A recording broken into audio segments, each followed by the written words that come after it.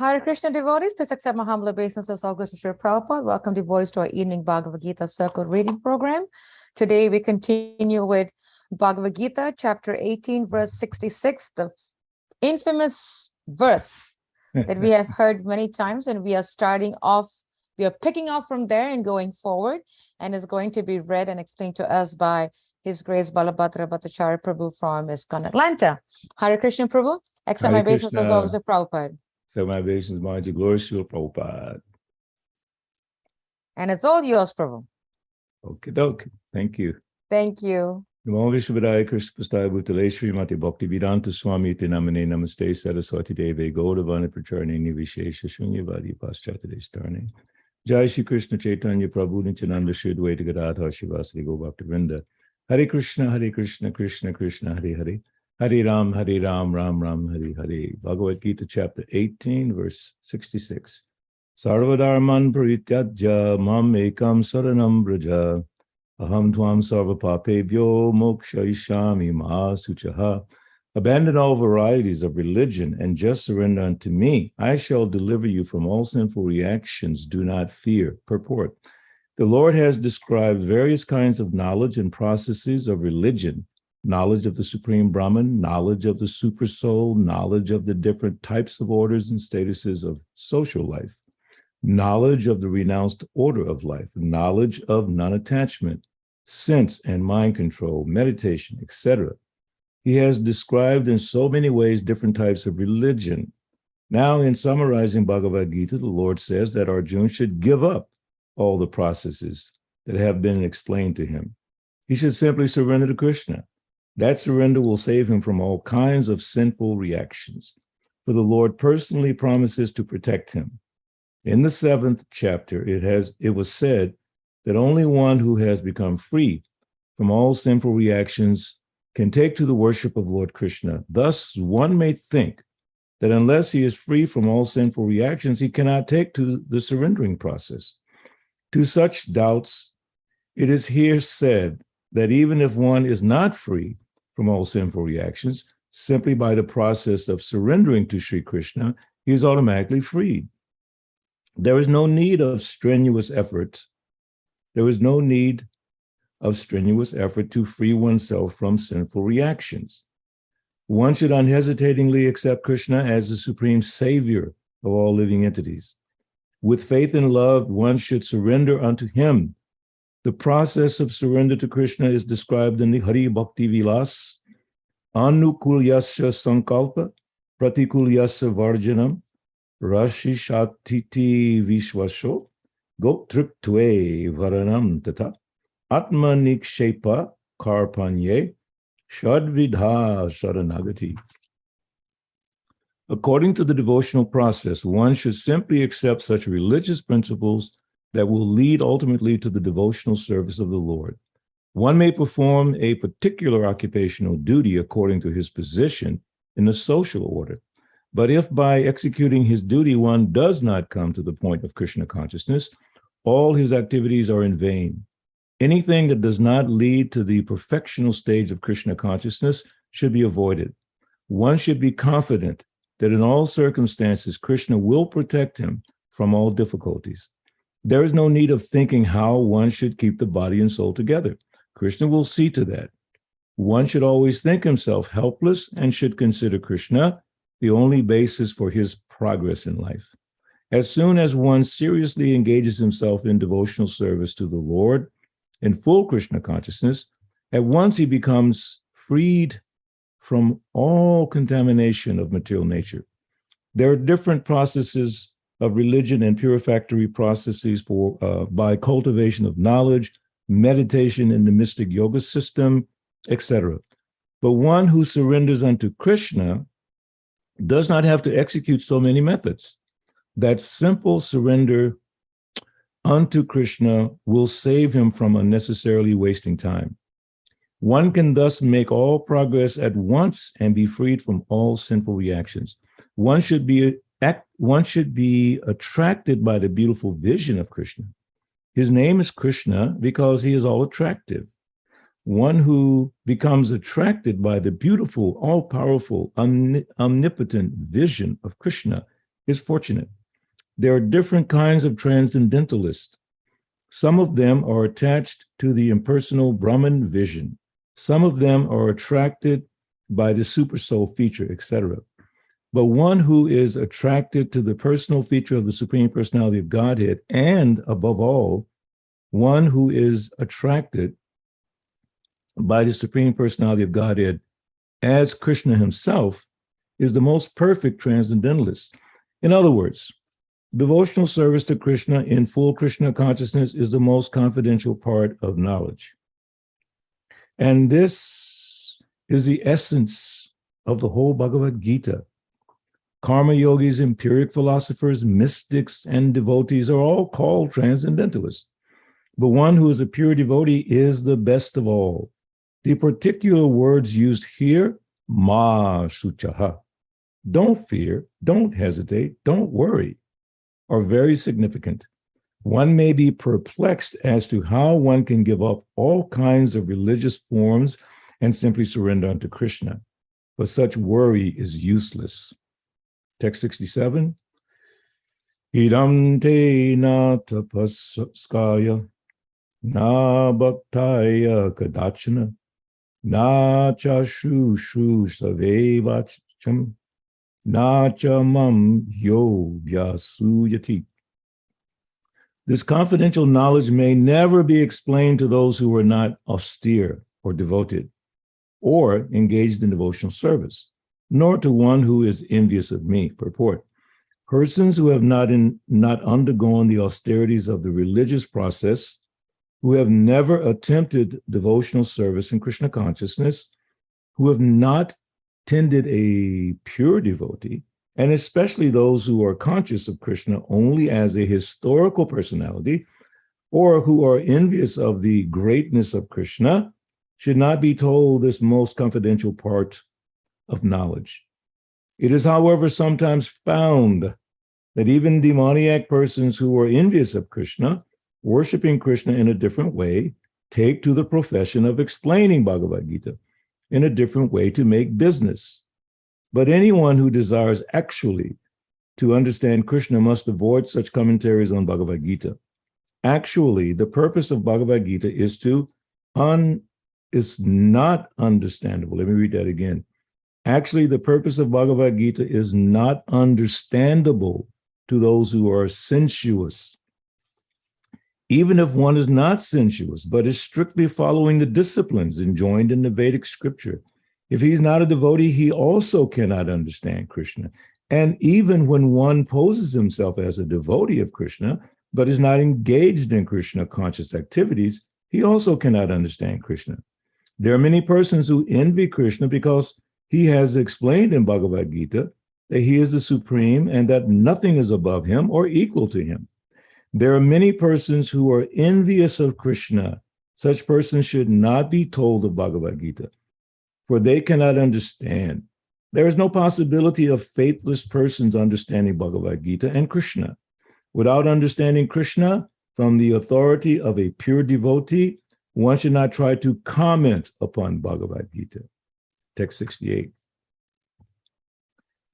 Yaidam paramam guyam mad bhakte swabhidhasyati bhakti mai param kritva mame vasyasa samsaya. For one who explains this supreme secret to the devotees, pure devotional service is guaranteed. And at the end, he will come back to me. Purport. Generally, it is advised that Bhagavad Gita be discussed amongst the devotees only. For those who are not devotees will understand neither Krishna nor Bhagavad Gita. Those who do not accept Krishna as he is and Bhagavad Gita as it is should not try to explain Bhagavad Gita whimsically and become offenders. Bhagavad Gita should be explained to persons who are ready to accept Krishna as the Supreme Personality of Godhead. It is a subject matter for the devotees only and not for philosophical speculators. Anyone, however, who tries sincerely to present Bhagavad Gita as it is will advance in devotional activities and reach the pure devotional state of life. As a result of such pure devotion, he is sure to go back home, back to Godhead. Text 69. Nachatasman manusheshu kaschin me priya kritama bhavita nacha me tasmad anya priya toro bhuvi. There is no servant in this world more dear to me than he, nor will there ever be one more dear. Text 70. Adhyeshyaste chaya imam dharmyam sambadam avyayo Gyana yagena tenaham ishtasham iti me mati. And I declare that he who studies this sacred conversation of ours worships me by his intelligence. Text 71. Shadavan anasuya, Shadavan anasuyascha, Srinuyadapi yonara, Sopi mukta subalokan, Prapnuyat punya karmanam. And one who listens with faith and without envy becomes free from sinful reactions and attains to the auspicious planets where the pious dwell. Purport. In the 67th verse of this chapter, the Lord explicitly forbade the Gita's being spoken to those who are envious of the Lord. In other words, Bhagavad Gita is for the devotees only. But it so happens that sometimes a devotee of the Lord will hold open class. And in that class, not all the students are expected to be devotees. Why do such persons hold open class? It is explained here that although not everyone is a devotee, still there are many men who are not envious of Krishna.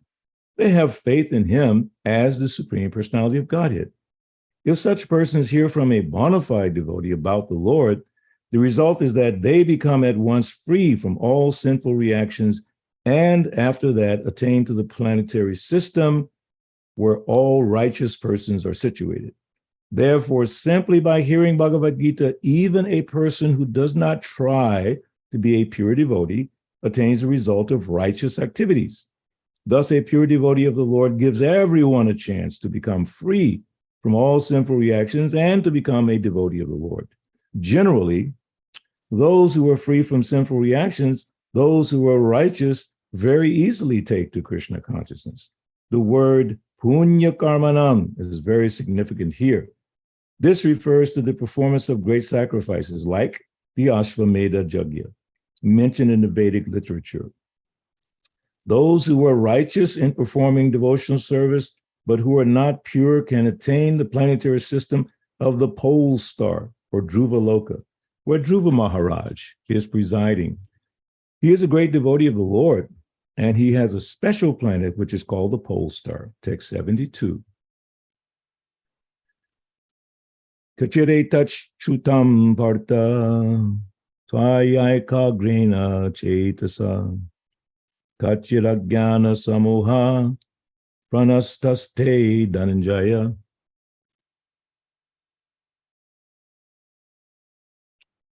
O son of Pritha, O conqueror of wealth, have you heard this with an attentive mind?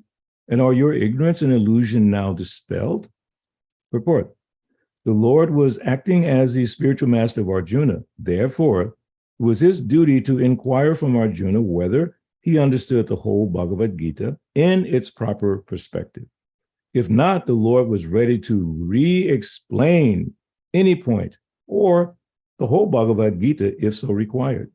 Actually, anyone who hears Bhagavad Gita from a bona fide spiritual master like Krishna or his representative will find that all his ignorance is dispelled. Bhagavad Gita is not an ordinary book written by a poet or fiction writer. It is spoken by the Supreme Personality of Godhead. Any person fortunate enough to hear these teachings from Krishna or from his bona fide representative is sure to become a liberated person and get out of the darkness of ignorance. Text 73. Are we there? There we go.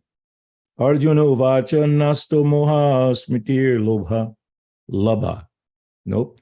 Nasto moha smitir labdha. Twat prasadhan maya chuta. Stitosmi gata sandeha. Karisye vachanam tava. Arjuna said, my dear Krishna, O infallible one, my illusion is now gone. I have regained my memory by your mercy. I am now firm and free from doubt and am prepared to act according to your instructions. Purport. The constitutional position of a living entity represented by Arjuna is that he has to act according to the order of the Supreme Lord. He is meant for self-discipline. Sri Chaitanya Mahaprabhu says that the actual position of the living entity is that of eternal servant of the Supreme Lord.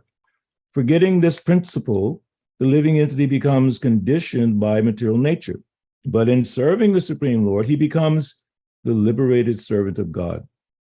The living entity's constitutional position is to be a servitor. He has to serve either the illusory Maya or the Supreme Lord. If he serves the Supreme Lord, he is in his normal condition.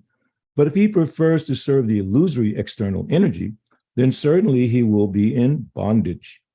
In illusion, the living entity is serving in this material world. He is bound by his lust and desires, yet he thinks of himself as the master of the world. This is called illusion. When a person is liberated, his illusion is over, and he voluntarily surrenders unto the Supreme to act according to his desires. The last illusion, the last snare of Maya to trap the living entity is the proposition that he is God. The living entity thinks that he is no longer a conditioned soul, but God. He is so unintelligent that he does not think that if he were God, then how could he be in doubt? That he does not consider.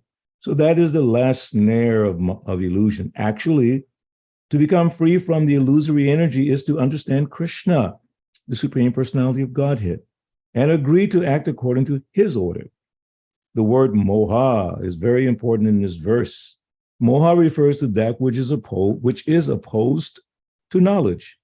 Actually, real knowledge is the understanding that every living being is eternally a servitor of the Lord. But instead of thinking oneself in that position, the living entity thinks that he is not a servant, that he is the master of this material world, for he wants to lord it over the material nature. That is his illusion. This illusion can be overcome by the mercy of the Lord or by the mercy of a pure devotee. When that illusion is over, one agrees to act in Krishna consciousness. Krishna consciousness is acting according to Krishna's order. A conditioned soul, illusioned by the external energy of matter, does not know that the Supreme Lord is the master who is full of knowledge and who is the proprietor of everything. Whatever he desires, he can bestow upon his devotees. He is the friend of everyone, and he's especially inclined to his devotee. He is the controller of this material nature and of all living entities. He is also the controller of inexhaustible time, and he is full of all opulences and all potencies. The Supreme Personality of Godhead can even give himself to the devotee. One who does not know him is under the spell of illusion. He does not become a devotee, but a servitor of Maya. Arjuna, however, after hearing Bhagavad Gita from the Supreme Personality of Godhead, became free from illusion. He could understand that Krishna was not only his friend, but the Supreme Personality of Godhead. And he understood Krishna factually. So to study Bhagavad Gita is to understand Krishna factually. When a person is in full knowledge, he naturally surrenders to him. When Arjuna understood that it was Krishna's plan to reduce the unnecessary increase of population, he agreed to fight according to Krishna's desire. He again took up his weapons, his arrows, and bow to fight under the order of the Supreme Personality of Godhead. So I think I'll stop and I'll save the last few verses for Friday's class. It's going to be Priksha that's going to be doing the last. Hey, Priksha, you get all the mercy. I tried to take it, but I couldn't take it all. So he's going to be closing the 18th chapter for us. So, thank you so much for reading these verses, Prabhu. As it's coming to an end, somehow, for me, I'm getting this emotional feeling that it's coming to a close. I know. Then it's been so sweet, but then I look forward to us next week is when we start the Bhagavad Gita again, but we're going to hear from Prabhupada lecture each verse each day. That'd be very nice. I like your name being in there. It's mentioned quite a bit, Prabhu. It's a reminder for me to work on my craft. Anasuya, not envious. How yes. Nice. It's a reminder for me to work on my craft. Thank you, Prabhu. If there Haribo. are any questions from devotees, any thoughts, any reflections, please, or just something that you would like to clarify to get a deep understanding, please do unmute yourself and we can definitely ask the questions. There's one verse, Prabhu, that you were reading. I'm going to ask my daughter to go back to Okay. verse 67. Okay. I made a note of it. And Srila Prabhupada started it off 67, Vrinda. 67, verse 67. And Srila Prabhupada interestingly started the purport of saying is persons who have not undergone the austerities of religious process, who have not attempted devotional service and Krishna consciousness, who have not tended, which I'm assuming that means to serve, Yes. right? Pure devotee, and especially those who are conscious of Krishna only as a historical personality, or who are envious of the greatness of the Lord, of Krishna, should not be told this most confidential part of the knowledge. But Prabhu, that's how we all started off, right? So I'm wondering, then where does it put us? I'm just thinking. Like, I mean, we started off with, at least I know for me, never knew the meaning of devotional service, never knew what it means to be austere or to go through austerities in religious process. And definitely, at least for me, coming from a Christian background, from an Indian Christian background, Yeah. Krishna was like a story. So what is the hope for us, for someone like me? Well, Prabhupada, in verse 71 is when he answers that. And he says, he refers back to the verse you just referred to, 67. In the purport to 71, he says, in the 67th verse of this chapter, the Lord explicitly forbade the Gita's being spoken to those who are envious of the Lord, and the other few things that he said there. In other words, Bhagavad Gita is for the devotees only, but it so happens that sometimes the devotee of the Lord will hold open class. And in that class, not all the students are expected to be devotees. Why do such persons hold open class? It is explained here that although not everyone is a devotee, still there are many men who are not envious of Krishna. That's kind of the criterion. I mean, why would you stand there and try to present Bhagavad Gita to someone saying, I don't believe in that damn Krishna thing, these guys and blah, blah, blah, just wasting your time. Unless you can detect any opening where you can get to that person's brain and sort of help them get through it. So devotees have to be careful not to just stand in the face of offenses, blaspheming Krishna and Prabhupada. Once I met on Sankirtan at the airport in Atlanta, this had to be in the 70s. I met a devotee, used to be a devotee. He was one of Prabhupada's secretaries back in the 60s. His name is there. I can't think of his name right now. Don't want to remember it anyway. And as I began to speak to him, to present the books, he revealed that he was disciple of Srila Prabhupada, Prabhupada's secretary, blah, blah, blah. Then he proceeded to try to criticize Srila Prabhupada. And I had to stop him. I said, excuse me, you need to stop and you need to go because, I'm getting very upset. And, I was thinking in the back of my mind, I'm going to punch him in the face. It's like, no way I'm going to stand there listening, blaspheming Prabhupada. And he kind of politely went away, but I was like so upset. It was like terrible to hear that. I was just not going to hear it. No way I'm going to listen to that. So when you're preaching the philosophy to someone, there's a secret that I've learned over the years as to whether you should proceed in trying to explain it. We were on the other end of that, as you presented, Anasuya. We were on the other end having devotees explain it to us when we were not devotees yet. Okay? So then we're on this side of the equation trying to present it to other people. And what I found over the years is that if they're listening, now there's two aspects of that, maybe even three, but one other aspect is that sometimes people will just stand there and listen to you for a minute, waiting for you to shut up so they can do their thing. And a lot of times it's Christians, and no offense to Christians, because there's some really wonderful people who are following Jesus Christ. But these are dubious people. They're just waiting for you to stop so they can start, do you accept Jesus? And on and on and on and on. I remember once I met, again, on Sankirtan. So many things happen on Sankirtan. Everyone should go on Sankirtan so you can have some good experiences like that. So I met this guy, and you can relate to this, Parikshit. He was one of the world's most famous guitar players, classical guitar, but I didn't know that. I didn't know who this guy was. This guy with a guitar walking to the airport. So he was a very nice man. So I was talking to him and he was very attentive. And at the end, he said, well, I'm not going to buy your book because I'm a Christian, but I like what you're doing. And I want to give you a gift. I went, really? Okay. So he gave me, at that time, the cassettes, right? We didn't have USBs, just had cassettes. So he gave me this cassette. His name was Christopher Parkening. You can look him up. So I said, okay, whatever. So I'll give it to my guitar player, Hasagrami. So, but he was a nice man, but he didn't take the book. He was respectful. He listened. And at the end, he, exchanged, actually gave a gift. The Dati Pratigrinati, he gave a gift. And I took the cassette and gave it to Hasagrami, who's an expert guitar player. He said, Bhagavad, don't you know who this is? I said, I don't know who he is. This is Christopher Parkening, one of the world's greatest guitar players. I went, really? He says, okay, fine. Nice guy. So he was respectful.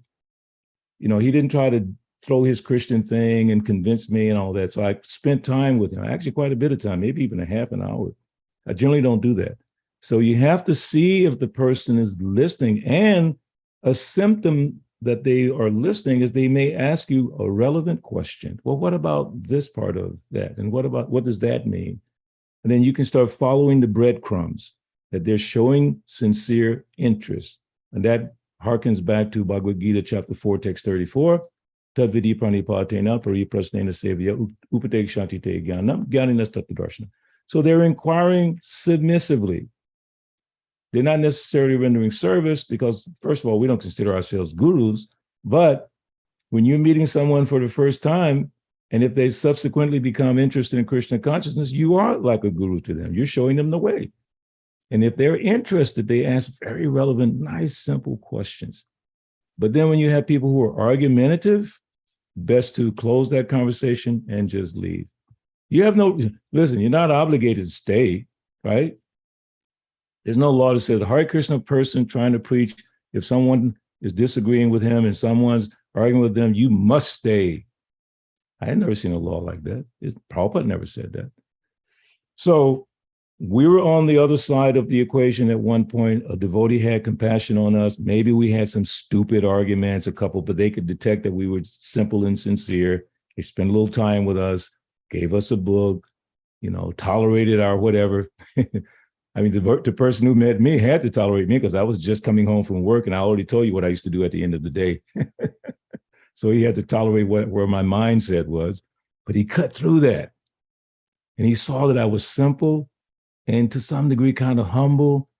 I mean, it's amazing what happened. I'm standing in a line of probably 100 or more people. And he came straight to me. I was like, and later in life, I realized, how did that happen?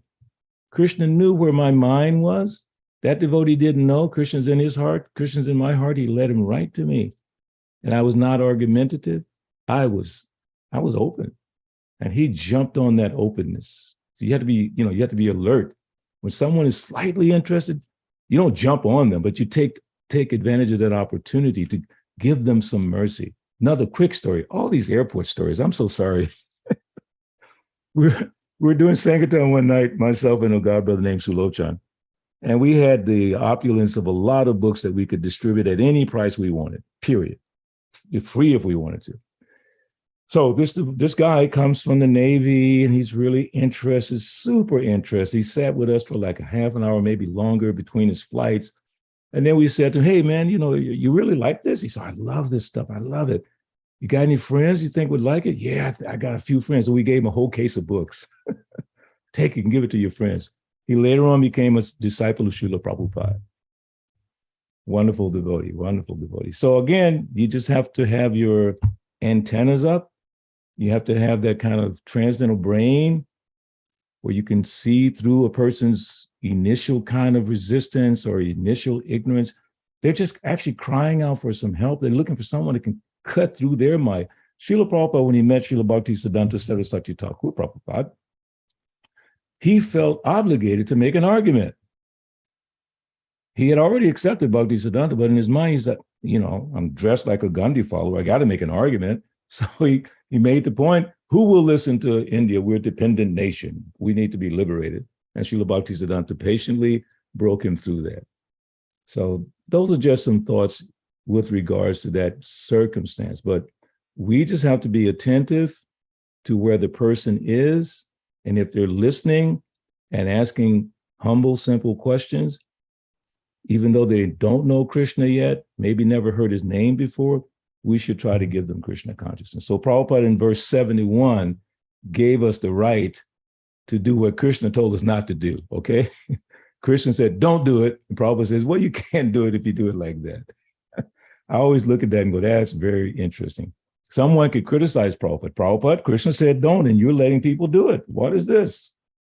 Very interesting. Prabhupada, isn't there a verse or a statement in Nectar of Instruction that a devotee should not stand and witness blasphemy of another, right? Of a devotee. Yeah. Yeah. Because I was thinking about that when you're speaking about this devotee who was talking, blaspheming Prabhupada. And so that thought crossed my mind when you said that. I mean, I was ready to, well, I wasn't going to run. I was going to punch him because I was a young brahmachari. It's like, yeah. But it says that one should, if you hear some blasphemy, you should run to the Ganges and take a bath with your clothes on. Just run. And like Hridayananda Maharaj one time explained that same point. He said, you don't just turn around and walk away. You turn around and you run away. Because sometimes you're just too proud to run. So he said, no, if that happens, you turn around, you just run away from that situation. So it's so terrible to hear the blasphemy of the devotees of the Lord, especially devotees like Srila Prabhupada, who have proven by their very actions to be pure devotees of Krishna. Of course, you should not criticize anyone. There's this wonderful statement in one purport. I have it in a book. I just can't get to it right now. But Prabhupada basically says, one should not criticize anyone, because if you criticize anyone, you run the risk of criticizing a Vaishnava, which means sometimes you don't know who the Vaishnava is. It becomes a habit. Yeah, because so it says, it's in the 6th canto, don't criticize anyone, right? Because you don't know, someone could be a devotee and they just, because everyone wears, what we call karmic clothes, but karmic clothes, just clothing, regular clothing. And you don't know who a devotee is sometimes. And if you start criticizing and whatever, very careful. It reminds me, Prabhu, of the pastime of Crazy Peter. Of who? Crazy Peter, Kushakrata. Oh, Crazy Prabhu? Peter. Yeah. I've heard that pastime. Crazy How Peter. devotees didn't have that tolerance to deal with him. And Srila Prabhupada said to tolerate. And next thing you knew, he took initiation and he was one of the main writer and translator of the books. Yes. That was just amazing. I think he did like 600 verse or something. I was reading the other day. Is it Gopi Puranadhani? Was that who it was? Kushakrata Prabhu. Oh, Kushakrata, correct. Yeah, Kushakrata. Yeah, Hare Krishna. Yeah. Have any one of you ever been in his old apartment in Los Angeles? He passed away, I heard, but yes. No, I went to his Prabhu. I went to his apartment in LA. Yeah, transcendental insanity, because he slept on books. I mean, it's just like Prikshit's got all the books behind him, and I had all the books, but he had books on the ceiling, on the walls, on the corners. He just was lying in books constantly, and his translations are very beautiful, very lyrical. I love his translation.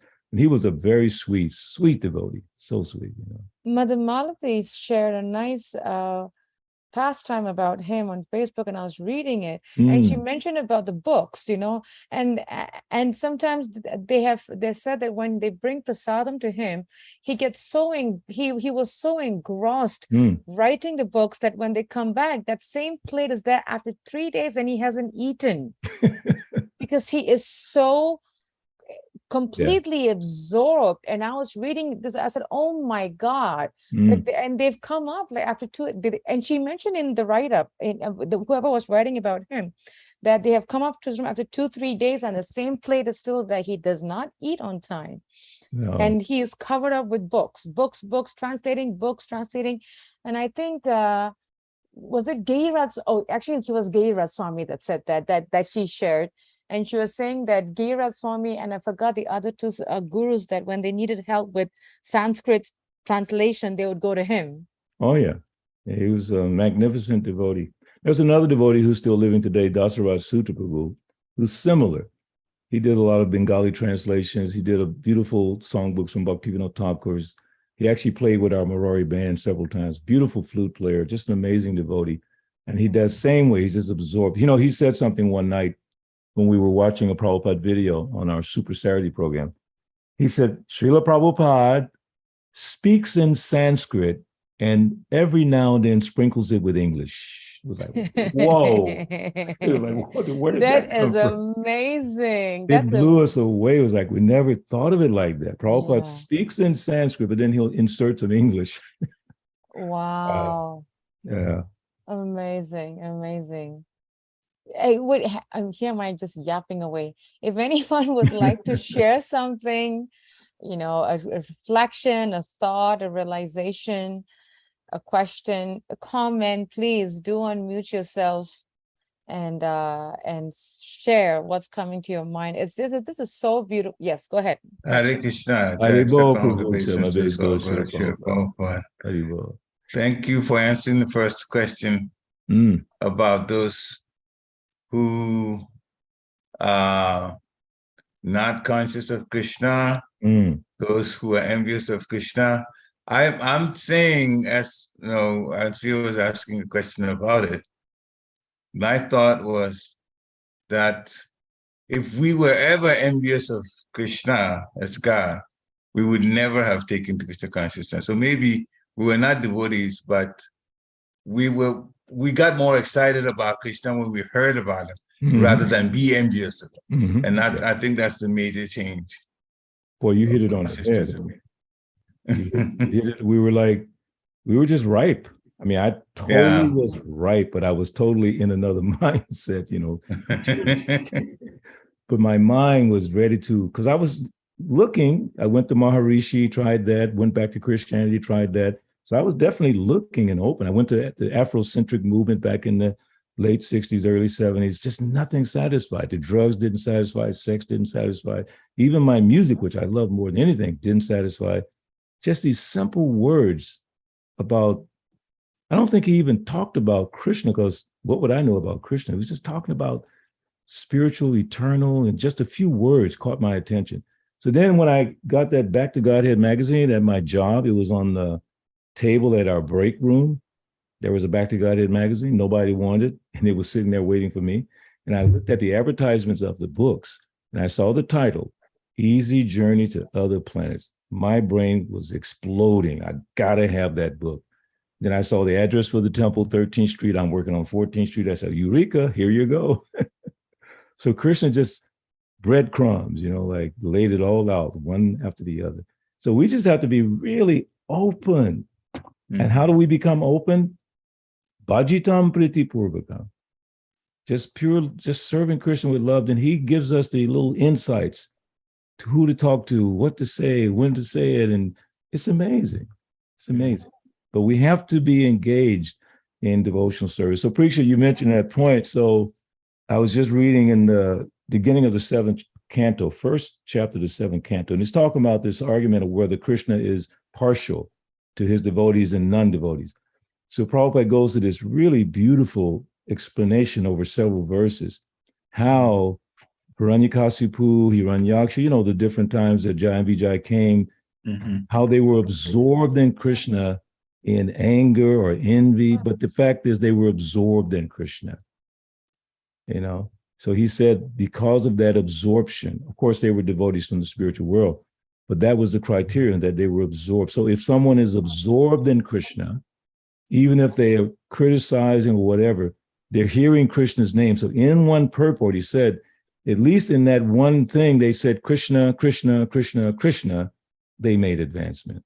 Even though they're not understanding, even though they're maybe criticize the movement, but they would say Krishna. So I remember on Sankirtan, oh my God, Sankirtan again. So on Sankirtan, if someone would touch the book and then, no, not the book. Here's the thing. They would say something negative about us. Oh, you Hare Krishna people. But then we would play a game with them and said, oh man, I got some stuff in my ear today. What did you say? You damn Hare Krishna people. Oh, man, I don't know what it is. Maybe I'm traffic. What did you say? We get them to say it 3 or 4 times. Because we knew the power of the holy name could cut through all their Maya. Give them some blessing. Now, if they were just really blasphemous, that's a different thing. But if they were just kind of ignorant, you just, get them to touch the book, get them to say the holy name. Why? It's punya shravana. It's auspicious for them. Anyway. Jai. Jai, thank you. Thank you very much. Such nice nectar. So sweet. Any other comments from devotees? Any questions? Any reflection? Looking forward to the next Friday and especially next week when we start one verse at a time and hearing Prabhupada speak about that. That's going to be even deeper. And during the month of Kartik, can't ask for anything better, Prabhu. So you're gonna play the tape for the entirety or for a segment of the class? No, we're gonna play the whole thing, Prabhu. Okay. Wow. And I mean, I know it's gonna be half an hour, but because when you break it up, it kind of breaks up the momentum, and then you kind of lose the taste. Prabhupada might be in the middle of it, and then when you want to go back, you have to go back again. You kind of lose the whole sweetness. So we're going to play the whole thing. Whoever stays online, fine. Whoever doesn't, there you go. I'll be there till the end to hear it. Yeah, so I listen to him every day, and it's just like, it's just pure nectar hearing his voice. And the respect that he has for the words coming out of his mouth. Because he would say, these are not my words. This is Krishna. Yes. And you can feel it, you can hear it. So like you said, just sit and listen. Maybe there's no comments at the end, just hear. Like when we have Super Saturday, first Saturday of the month in Atlanta, last 23 years, every first Saturday, it's become this thing where some people say it's the most favorite thing they do in Krishna consciousness is that one time in the month to sit and listen to Prabhupada. And then the comments that come from the devotees, even the children, it's remarkable. Absolutely remarkable. So in fact, I think, Prabhu, there might come, and I was going to send an email to you, Parikshit and Mother Gita, that it might come a point where if Prabhupada didn't cover a particular verse, then I'll come to you all three to see who can give a class on that. But I think it's nice to go really deep. Like I feel like we've touched the verses. Now we got to really go deep and from Prabhupada. Yeah. I mean, Krishna will reveal to you how to make it work even better. And, just start it. Like you say, you're starting in Kartik. Unbelievable. Wonderful time to start this and let it go. Like I said, for us, Super Saturday, once a month, first Saturday, 23 years, nonstop. Wow. Amazing. And it's getting better and better. So yes. Haribo. Great. Thank you so much, Prabhu. And thank you to all the devotees for joining us. And we look forward to seeing you online for tomorrow morning's class with Vishnugata Prabhu at 8 o'clock. Until then, Vanchakrapati Vyascha, Kripasindavevacha, Patitanam Bhavanebhyo, Vaishnavebhyo Namo Namaha, Srila Prabhupada Ki. Jai, Bhagavad Gita Ki Jai. Jai. Thank you so much, Prabhu. Haribo. See you soon. Hare Krishna. Haribo, Parikshit Prabhu.